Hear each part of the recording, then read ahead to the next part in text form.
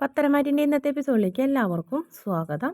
അങ്ങനെ നയനനോട് പറയുന്നത് വരുന്നതൊക്കെ കൊള്ളാം, എൻ്റെ മോളെങ്ങാനും നീ വേദനിപ്പിച്ചിട്ടുണ്ടെങ്കിൽ എന്നൊക്കെ പറഞ്ഞ് ജാനകി ഇങ്ങനെ ദേഷ്യപ്പെടുന്നു. ഞാൻ എൻ്റെ ഇളയമ്മയുടെ മോളെ ഞാൻ വഴക്കൊന്നും പറയാറില്ലല്ലോ, ഞാൻ വേദനിപ്പിക്കാറുമില്ല. ആര് പറഞ്ഞ് നീ എന്നെ നല്ലോണം വേദനിപ്പിക്കാറുണ്ട് എന്നൊക്കെ പറഞ്ഞു. അപ്പം എനിക്ക് ദേഷ്യം വരുന്നുണ്ടതേ.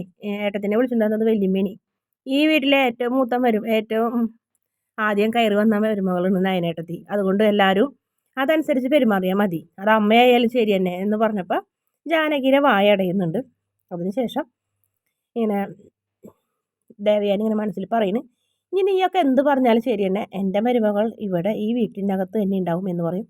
എന്നിട്ട് പറയുന്നുണ്ട്, നീ ചെല്ല് ആദർശിൻ്റെ അടുത്തേക്ക്, ആദർശിനോട് പറയും അമ്മ കീഴടങ്ങിയെന്ന്.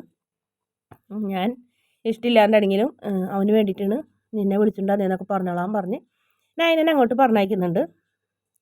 അതിനുശേഷം ദേവയാനിയോടായി പറയുന്നുണ്ട്, ഞാൻ വന്ന ദിവസം തന്നെ അവൾ വന്നതിൽ എനിക്ക് എൻ്റെ മുഖത്തായിട്ട് അടിയായി വല്യമ്മ എന്ന് പറയും. സാരില്ല മോളെ, ഈ വീട്ടിലെല്ലാവരും അവളെ കാണാൻ വേണ്ടി ആഗ്രഹിക്കുന്നുണ്ട്. ഈ വീട്ടിലുള്ളവരുടെ സമാധാനമാണ് എനിക്ക് വലുത്. അതുകൊണ്ടാണ് പിന്നെ മാതിരി അടീനെ വല്യമ്മ അവളനിയത്തി എന്നെ അടിച്ചതും ചവിട്ടിയതും ഇവരുടെയൊക്കെ മുന്നിലിട്ടിട്ടെന്ന് പറയും. അപ്പം തന്നെ ഇനി പറയും, അതുമാതിരിയാണ് നീ ഏട്ടത്തിയെ പിടിച്ച് തള്ളിയത്, പിന്നെ അവളെ നിന്നെ അടിക്കാണ്ടിരിക്കുമോ എന്ന് ചോദിക്കുന്നുണ്ട്. കിട്ടിയെങ്കിൽ നന്നായുള്ളൂ എന്ന് പറയും. അപ്പോൾ എന്നെ ദേവയാനി മനസ്സിൽ പറയുന്നുണ്ട്, പിന്നെ എനിക്ക് കരൾ പകർത്ത് തന്ന എൻ്റെ മരുമകളെ നീ തള്ളിയിട്ടാ അവളനിയത്തി പിന്നെ നിന്നെ അടിക്കാതെ പിന്നെ ഉമ്മ വയ്ക്കുമോ എന്നിങ്ങനെ ചോദിക്കുന്നുണ്ട്.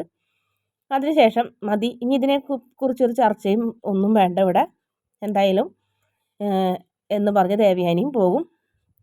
അങ്ങനെ മറ്റു രണ്ടുപേരും ആകെ ഷോക്കായിട്ട് നിൽക്കുന്നതാണ്, എന്ത് ചെയ്യണമെന്ന് അറിയാണ്ട്. പിന്നെ കാണിക്കുന്നത് ആദർശിനെയാണ്. ആദർശ് കമ്പ്യൂട്ടറിൽ എന്തൊക്കെയോ വർക്ക് ചെയ്തുകൊണ്ടിരിക്കുന്ന സമയത്ത് ഒരാളെത്തിയിട്ടുണ്ടേ എന്ന് പറഞ്ഞു നയന അങ്ങോട്ട് കയറി ചെന്നപ്പോൾ ആദർശിന് തൻ്റെ കണ്ണുകളെ വിശ്വസിക്കാൻ പറ്റാത്ത രീതിയിൽ ആകെ ഞെട്ടിത്തെറിച്ച് നിൽക്കണ്. നയനെ നീ എങ്ങനെ ഇവിടെ എന്ന് ചോദിക്കും. അതൊക്കെ ഉണ്ട്, എന്നെ ഒരാൾ വന്ന് വിളിച്ചു എന്ന് പറയും. ആരും മുത്തച്ഛനോ മുത്തശ്ശിയോ എന്ന് ചോദിക്കും. അല്ലെങ്കിൽ അച്ഛനോ അവരാരും അല്ല എന്ന് പറയും. എൻ്റെ അമ്മായിമ്മ തന്നെയെന്ന് പറയും. അമ്മയോ? അമ്മ നയനെ നിന്നെ വിളിക്കാൻ പോണ കാര്യമൊന്നും എന്നോട് പറഞ്ഞില്ലല്ലോ എന്ന് പറയും. അതൊന്നും എനിക്കറിയില്ല, ഇവിടെ ഒരാൾ എന്നെ കാണാണ്ട് ഉറക്കമില്ല, ഊണില്ല, അങ്ങോട്ടും ഇങ്ങോട്ടും നടക്കണ്, അതുകൊണ്ട് മനസ്സോടെ ആയാലും എന്നെ വിളിക്കാൻ വന്നതാണെന്ന് പറയും. എന്നിട്ട് നിന്നോട് വല്ല സ്നേഹമൊക്കെ ഉണ്ടായോ എന്ന് ചോദിക്കുമ്പോൾ സ്നേഹമൊന്നും ഉണ്ടായില്ല, വണ്ടിയിലുടനീളം എന്നെ കുറ്റപ്പെടുത്തുകയാണ് ചെയ്തത്, അങ്ങനെ ഇപ്പോൾ പോരണ്ടാന്ന് തോന്നിയെന്ന് പറഞ്ഞപ്പോൾ ഇനി നീ അങ്ങനെ ചെയ്യരുത്, അമ്മ വന്ന് വിളിക്കാനല്ലേ നീ കാത്തിരുന്നത്, ഇനി എന്ത് പ്രശ്നം ഉണ്ടായാലും നീ പോകരുതെന്നൊക്കെ പറഞ്ഞ് ആദർശൻ അതിനെ കെട്ടിപ്പിടിക്കും. ഒരുപാട് സംസാരിക്കുന്നുണ്ട്, ഭയങ്കരമായിട്ട് സന്തോഷമാവുന്നുണ്ട്. അപ്പോൾ ആദർശിപ്പനോട് നയന പറയുന്നത്, ഇതുപോലെ 2-3 പേരെയും കൂടെ എനിക്ക് കാണാനുണ്ട്, ഞാനൊന്ന് പോയി കണ്ടിട്ട് വരട്ടെ എന്ന് പറയും. പിന്നെ മുത്തശ്ശിനുള്ള മരുന്നെടുത്ത് കൊടുക്കണം മുത്തശ്ശി. ആ സമയത്ത് നയന കയറി വരണം. എന്നിട്ട് പറയും, ഇനി ഈ മരുന്നൊക്കെ എടുത്ത് കൊടുക്കാനേ ആളുണ്ടിട്ട് എവിടെ എന്ന് പറയും. മോളെങ്ങനെ ഇവിടെ വന്നേന്നൊക്കെ ചോദിച്ചു കഴിഞ്ഞിട്ട് മുത്തശ്ശി സന്തോഷത്തോടെ അങ്ങനെ ചോദിക്കുന്നേ, മോള് വന്നില്ലായിരുന്നെങ്കിൽ ഞങ്ങൾ എങ്ങനെയെങ്കിലും മോളെ കൊണ്ടുവരാനിരിക്കുകയായിരുന്നെന്ന് മുത്തശ്ശൻ പറയും. പറയും, അതൊന്നും വേണ്ട മുത്തശ്ശ, മലയ്ക്ക് പോയവരുടെ പ്രാർത്ഥന കേട്ടെന്നാണ് തോന്നുന്നത്, എന്തായാലും അമ്മ എന്നെ വിളിക്കാൻ വന്നെന്ന് പറഞ്ഞപ്പോൾ ദേവയാനിയോ എന്ന് ചോദിക്കും. ഈശ്വര, അവളിനി വല്ലത് അറിഞ്ഞിട്ട് വന്നതാണോ എന്ന് ചോദിക്കും.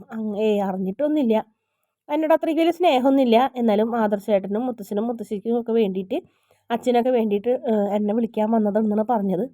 എന്തായാലും കുഴപ്പമില്ല, വന്നല്ലോ മോള്, സമാധാനമായി. ഇനി വന്നെന്ന് വിചാരിച്ചിട്ട് അടുക്കളയിലൊന്നും കയറി പണിയെടുക്കാനൊന്നും നിൽക്കണ്ട, അതൊക്കെ ഇവിടുത്തെ പെണ്ണുങ്ങൾ വേണമെങ്കിൽ ചെയ്തോളും, എന്ത് വേണമെങ്കിലും അവർ ചെയ്യട്ടെ എന്ന് പറഞ്ഞപ്പോൾ എനിക്കിപ്പോൾ കുഴപ്പമൊന്നുമില്ല മുത്തശ്ശ, ഞാൻ ഇവിടെ എത്താത്തതിലുള്ളൊരു വിഷമം മാത്രമേ എനിക്ക് ഉണ്ടായിരുന്നുള്ളൂ, ഇനി ഞാൻ പഴയ പോലെ ആയിക്കൊണ്ട് എന്ത് പണിയെടുക്കാനും എനിക്കൊരു മടിയില്ല എന്ന് പറഞ്ഞപ്പോൾ അതൊന്നും വേണ്ട, മോളൊന്നും ചെയ്യണ്ടെന്ന് പറയും. എന്നാൽ പിന്നെ ഞാനേ ഒരാളെയും കൂടെ കണ്ടിട്ട് വരട്ടെ, എൻ്റെ ചേച്ചിനെയെന്നും പറഞ്ഞു നയന അവരോട് യാത്ര പറഞ്ഞു പോകും. പിന്നീട് കാണിക്കുന്നത് അബിനെയാണ്. അബി ഇങ്ങനെ എക്സസൈസൊക്കെ ചെയ്യുന്നുണ്ടാ, നീ ഇവിടെ കസർത്തും കാണിച്ച് നിന്നോ, ദേ ഇവിടെ നടക്കാൻ പാടില്ലാത്ത കാര്യങ്ങളൊക്കെ നടന്നെന്ന് പറയും. എന്ത് പറയും, ഒരിക്കലും ഇവിടേക്ക് കയറി വരരുതെന്ന് വിചാരിച്ചാൽ അവളതേ കയറി വന്നേക്കണം, അത് അവളുടെ അമ്മായിമ്മ അനുവാദത്തോടെ എന്ന് പറയും. ആരെ കാര്യം എന്ന് ചോദിക്കും. പറയും, ആരാണ്? ആ നയന. വല്യമ്മ വിളിച്ചിട്ട് വന്നു, അല്ല അമ്മായി വിളിച്ചിട്ട് വന്നു എന്ന് ചോദിക്കും. അതെ, അമ്മായി വിളിച്ചിട്ട് തന്നെയാണ് വന്നത്, ലക്ഷക്കണക്കിന് സ്വർണവും കൊണ്ട് അവളുടെ പിന്നാലെ പോകണമെന്നുണ്ടെങ്കിൽ അവൾക്ക് എന്തെങ്കിലും ഒരു ഗുണമില്ലാണ്ടിരിക്കുവാടാ, അതുകൊണ്ട് തന്നെയാണ് ഈ വീട്ടിലെ ബാക്കി എല്ലാവരും അവളെ സ്നേഹിക്കുന്നത് കണ്ടപ്പോൾ ചേച്ചിയുടെ മനസ്സ് മാറിയിട്ടുണ്ടാവും, അങ്ങനെയാവും ഏട്ടത്തി പോയി കൊണ്ടുവന്നേന്ന് പറയും. ഇനിയിപ്പോൾ സന്തോഷമായല്ല, അല്ലെങ്കിൽ തന്നെ ആദർശിൻ്റെ നയനയുടെയും പേരിൽ അച്ഛനും അമ്മയും സ്വത്തൊക്കെ എഴുതി കൊടുക്കാൻ പോവുമായിരുന്നു. ഇനിയിപ്പോൾ അവളുടെ അഹങ്കാരം കൂടി കാണേണ്ടി വരും. അല്ലെങ്കിൽ തന്നെ അവൾ എന്നീ വീട്ടിൽ വന്ന് കയറി അന്ന് തുടങ്ങി എന്നെ അവൾ പത്തിക്ക് അടിക്കുന്നതാണ്. ഇനിയിപ്പോൾ കൂടുതലായി എന്ന് പറയും. എന്തെങ്കിലും ഒരിക്കൽ സംഭവിക്കുമെന്ന് വിചാരിച്ചതാണ്, പക്ഷെ ഇത്ര പെട്ടെന്ന് എങ്ങനെ സംഭവിച്ചു എന്നൊക്കെ അഭിയും ചോദിക്കുന്നുണ്ട്. ഇനിയിപ്പോൾ പറഞ്ഞിട്ട് കാര്യമില്ല.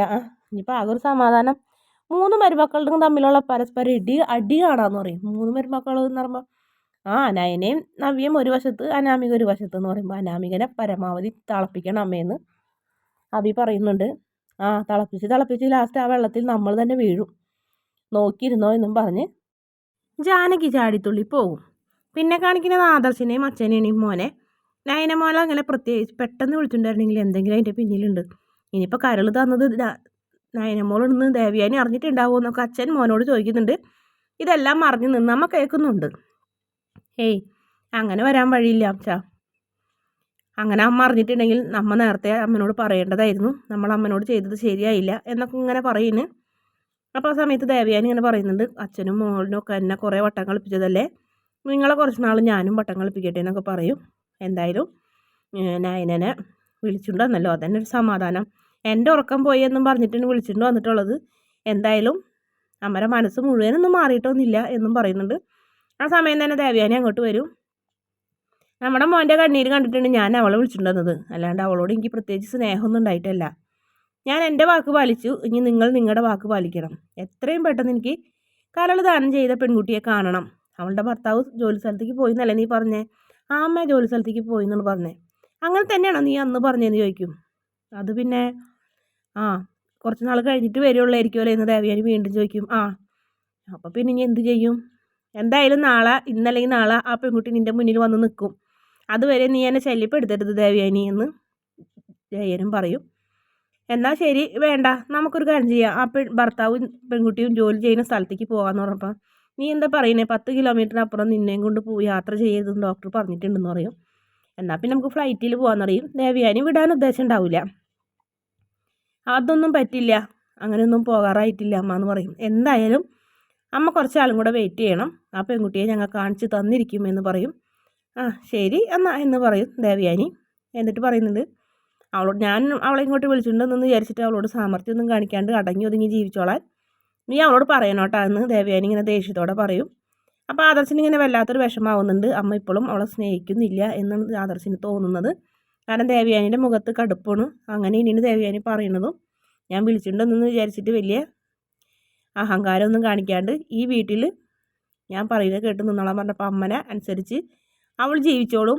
അമ്മനെ അല്ലെങ്കിലും അവൾ ധിക്കരിച്ചിട്ടൊന്നുമില്ലല്ലോ, എനിക്ക് അമ്മയ്ക്ക് മുകളിലല്ല എനിക്ക് ആരും എന്നൊക്കെ പറഞ്ഞ് ആദർശ് ദേവയാനിയുടെ കൈയൊക്കെ പിടിക്കുന്നുണ്ട്. വേണ്ട, നീ കൂടുതലൊന്നും പറയണ്ട, അതെനിക്കെല്ലാം മനസ്സിലായി.